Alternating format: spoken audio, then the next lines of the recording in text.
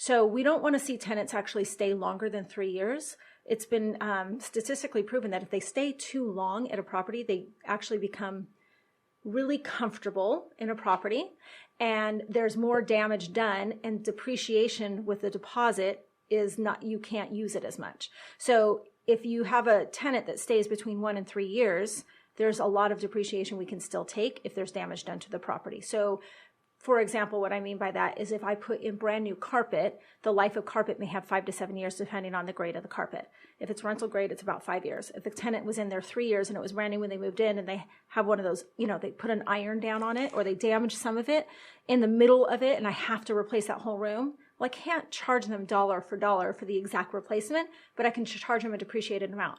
But if they stayed longer than 5 years, I can't charge them.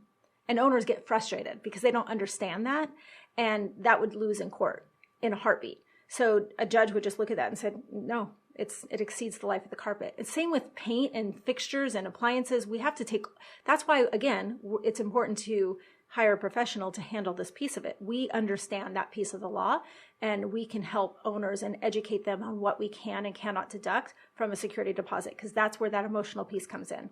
Yep.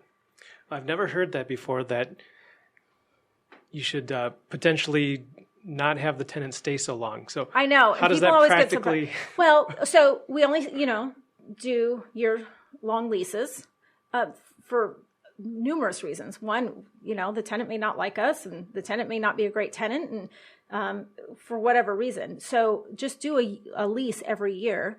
Every year, then we have the opportunity to look at, what's the market doing? Can we increase the rent? Do we need to renovate this unit? Do we need to move that tenant to another unit because they're a great tenant? So we're looking and literally calculating all of this all at once. And we start that process about 90 days out before the lease end date. So we're really working and communicating with the owner, with the tenant, making sure that the lease renewal is happening. And then after 3 years, but again, in place, part of it is us looking at the property a few times a year. So the idea is to go into the property, see how the tenant is taking care of it. We do have some tenants who are long-term tenants who have been longer than 3 years, but we're in that property enough that we're comfortable letting them stay there. The education piece for the owner is understand now when that tenant leaves after 7 years, that carpet that was perfect when they moved in, it's raggedy now, we probably should change it. And so it's going to cost you this much money to do that. And so we want owners to understand that the profit that they may have made during that 7 years could be completely wiped out if I have to repaint, recarpet, do new appliances. So those are the things that we try to work and understand and help the owner calculate, really. Yeah. Does that make sense? Yep, that makes sense. And I like what you said at the beginning of your answer there, that you really help to see how you can improve the desirability of the property, both inside and out. Yeah. I think that right there is huge.